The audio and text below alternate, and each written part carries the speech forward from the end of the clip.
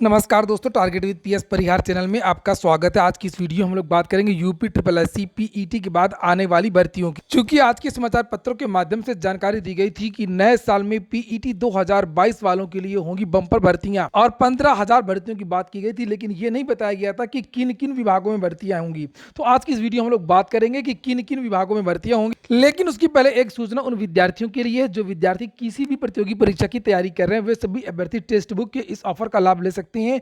बचत की लहर ऑफर है, ये 20 और 22 नवंबर को यहाँ पर देख सकते हैं, डेट पड़ी हुई है। यहाँ पर ईयरली पास मिलेगा आपको 270 रुपए में, जिसमें आप लोगों को 580 भर्तियों की जो टेस्ट सीरीज है, मॉक टेस्ट है, ऑनलाइन मॉक टेस्ट है, वो मिलेगा। और इसके लिए आपको एक कोड का प्रयोग करना पड़ेगा, TWP यानी टारगेट विद पीएस परिहार, जिससे आपको 10% की छूट मिल जाएगी।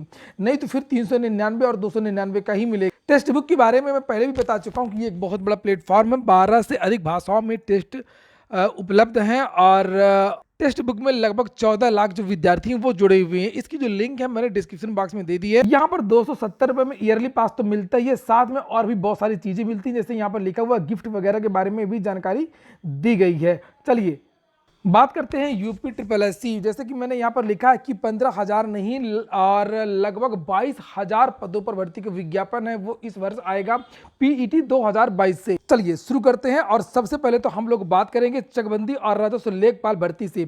4400 पदों पर जो आज की डेट में है, आगे क्या होता है, कितने पद बढ़ते हैं वो एक अलग बात है। 4400 पद लेखपाल भर्ती के हैं और 3000 जो पद हैं वो चकबंदी भर्ती के रिक्त। तो चकबंदी लेखपाल का भी जो डाटा है वो मंगवा लिया गया है और चकबंदी लेखपाल की जो भर्ती है जो रद्द हुई थी उसमें कुछ और पद जोड़ करके एक नई भर्ती चकबंदी विभाग की आपको देखने को मिल सकती है। तो लगभग 7000 पद तो केवल राजस्व लेखपाल और चकबंदी लेखपाल के ही होगा। वहीं पर अगर बात करें कि इन पदों का जो विज्ञापन है वो कब तक आएगा, तो ये दोनों भर्तियों का जो विज्ञापन है उसमें अभी देरी लगेगी, क्योंकि एक लेखपाल की भर्ती है जो चल रही, जिसमें काफी विवाद हो गया। जब तक ये भर्ती कंप्लीट नहीं हो जाएगी तब तक आपकी नई भर्ती नहीं आएगी। हालांकि मंजूरी मिल चुकी है शासन की तरफ से और इसके बारे में समाचार पत्रों के माध्यम से भी जानकारी दी गई थी। यहाँ पर आप लोगों ने देखा होगा लेखपाल के 4,500 पदों पर भर्ती की तैयारी भी शासन ने शुरू कर दी है। 2022-23 तक रिक्तियों का सभी मंडलों से ब्यौरा मांगा गया। तो इस साल और आगे जो पद रिक्त होंगे 2023 में, आने वाले रिक्त होने वाले पदों को भी जोड़ करके जो विवरण है वो मंगाया गया है। और यहाँ पर लिखा कि लेखपाल संवर्ग के ये देखिए 4,463 पद खाली हो गए, क्योंकि प्रोन्नतियां हुई हैं। 1991 तक के लेखपाल कानून को बना दिए गए हैं और समाचार पत्रों के माध्यम से कहा गया था कि 8,000 पदों की जो भर्ती है इसकी परीक्षा तो हो ही चुकी है। तो ये यहाँ पर ये नई भर्ती की बात हो रही है। 4400 ये पद और लगभग 3,000 जो पद हैं वो चकबंदी की, तो 7,000 ये पद हो गए। तो 7,500 पदों के बाद में एक वीडियो की नई भर्ती है। वीडियो में कुछ बदलाव होने वाला है और जानकारी निकल करके आ रही है कि शासन निर्णय लेने वाला है वीडियो की जो पुरानी भर्ती है और वीडियो की जो नई भर्ती है उन दोनों भर्तियां अलग अलग हैं और दोनों अलग अलग भर्तियों की परीक्षा एक कराने की योजना है। जो पुराने विद्यार्थी हैं वो अपनी भर्ती में रहेंगे और जो नए विद्यार्थी हैं वो नई वाली भर्ती में रहेंगे। पुराने वाले विद्यार्थियों को 2 मौके मिलेंगे, जो पुरानी भर्ती है उसके लिए भी वो योग्य रहेंगे और जो 2142 पदों पर भर्ती होने जा रही है इस पर भी वो योग्य रहेंगे।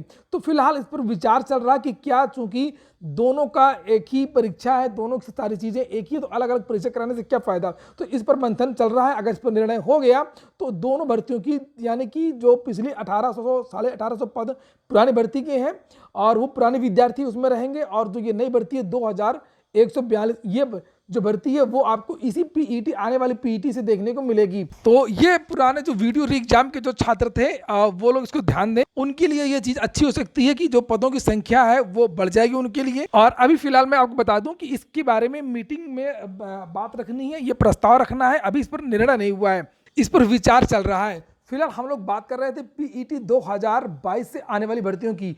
तो या जहां पर 7,500 भर्तियों की बात हो चुकी है, तो वहीं पर वीडियो की नई भर्ती का हम केवल जोड़ेंगे, पुरानी भर्ती का नहीं जोड़ेंगे।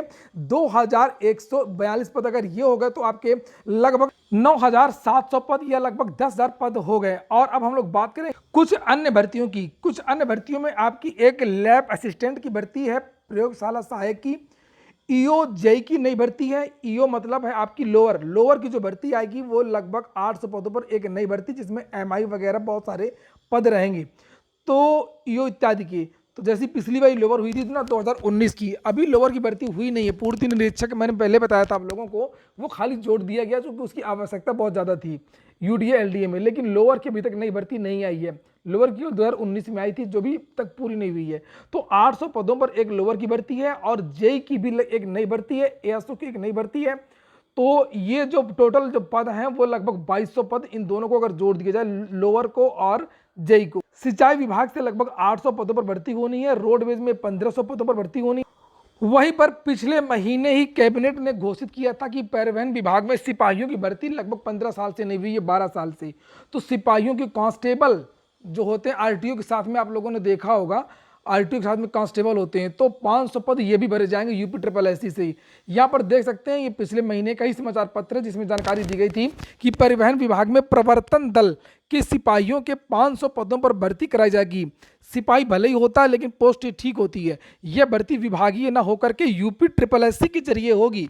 तो यूपी ट्रिपल एससी से भर्ती करने के लिए आदेश दे दिया कैबिनेट ने। लिखा कैबिनेट ने परिवहन विभाग के इस प्रस्ताव को मंजूरी दे दी है। बैठक के बाद परिवहन मंत्री दयाशंकर सिंह ने बताया। तो ये जो भर्ती है वो समूह ग के तहत होगी, घ के तहत नहीं होगी, और इसकी योग्यता अब इंटरमीडिएट कर दी गई है। तो अब इनका प्रमोशन भी होगा। इन सिपाहियों का पहले प्रमोशन नहीं होता था। तो एक जो ये अन्य भर्तियां हैं, बड़ी भर्तियों को छोड़ करके थोड़ा सा उनकी भी चर्चा करना आवश्यक है। और तो ये लेखपाल, राजस्व लेखपाल और चकबंदी लेखपाल और वीडियो की नई भर्ती, परिवहन विभाग में सिपाहियों की नई भर्ती, रोडवेज की भर्ती, लोअर की भर्ती, इसके साथ में जेई की भर्ती, लैब असिस्टेंट की भर्ती। तो 10,000 के बाद में अगर इन सब छोटे बड़े यानी लोअर इत्यादि के पदों को अगर जोड़ा जाए तो लगभग 12-13 हज़ार पद हो गए हैं। और इसके बाद में एक बड़ी भर्ती है जो पीईटी 2021 से नहीं आ सकी है, लेकिन सबसे पहला विज्ञापन इसी भर्ती का होगा और ये भर्ती है एजीटीए और गन्ना पर्यवेक्षक। एजीटीए और गन्ना पर्यवेक्षक की एक बड़ी भर्ती आपको देखने को मिलेगी, लगभग 4400 पदों पर, 991 गन्ना पर्यवेक्षक और लगभग 3400 जो पद हैं वो एजीटीए के हैं, जिसमें आरक्षण का कुछ विवाद था। 3-4 दिन पहले विद्यार्थियों ने लखनऊ में धरना प्रदर्शन किया था। तो 4400 पद आप इसको जोड़ देंगे तो फरवरी के महीने में एजीटीए और गन्ना पर्यवेक्षक का जो विज्ञापन है लगभग पूरी उम्मीद है कि ये इसका विज्ञापन जारी हो जाएगा। और इसके बाद में बहुत सारी नई भर्तियां हैं, नए विज्ञापन, जैसे पिछली बार बहुत सारे नए विज्ञापनों ने छात्रों को चौंकाया था जिसका विद्यार्थियों को पहले से पता ही नहीं था। जैसे यूडीएलडी के बारे में पता नहीं था, मुहर्रिर के बारे में पता नहीं था, उसी तरीके से इस बार यूपी ट्रिपल एससी से कुछ नए विभागों के जो विज्ञापन है वो आपको देखने को मिलेंगे, जिनमें से मैं कुछ के नाम आपको बता दूं कि स्वास्थ्य विभाग में जो नए मेडिकल कॉलेज खुले हैं वहां पर कुछ नई भर्ती हैं। जैसे यहाँ पर लिखा हुआ कि 10,000 नए पद सृजित किए गए हैं। तो जो बड़े पद हैं वो लोक सेवा आयोग से होंगे और जो छोटे पद हैं समूह के, वे सभी पद जो यूपी ट्रिपल एससी से भरे जाएंगे। वहीं पर आप लोग यहाँ पर राज्य विश्वविद्यालयों की बात की गई है। राज्य विश्वविद्यालय में समूह की भर्ती भी करेगा आयोग। राज्य विश्वविद्यालयों में समूह के रिक्त पदों पर भी उत्तर प्रदेश अधीनस्थ सेवा चयन आयोग भर्तियां कराएगा। लखनऊ विश्वविद्यालय पर डॉक्टर शकुंतला मिश्रा राष्ट्रीय पुनर्वास विश्वविद्यालय समेत कुछ राज्य विश्वविद्यालयों ने भर्तियों के लिए आयोग को अधियाचन भेजे। इसी तरीके से कुछ और भी विश्वविद्यालयों के जो पद हैं वो आने वाले समय में आपको देखने को मिल सकते हैं, जैसे एक नई जूनियर असिस्टेंट। तो ठीक है दोस्तों, ये हो गया आज का वीडियो। अगर आपको अच्छा लगा हो, ये काम का हो तो लाइक अवश्य कर दें। जिन छात्रों ने चैनल को सब्सक्राइब ना किया सब्सक्राइब कर लें। पूरा वीडियो सुनने के लिए बहुत बहुत धन्यवाद।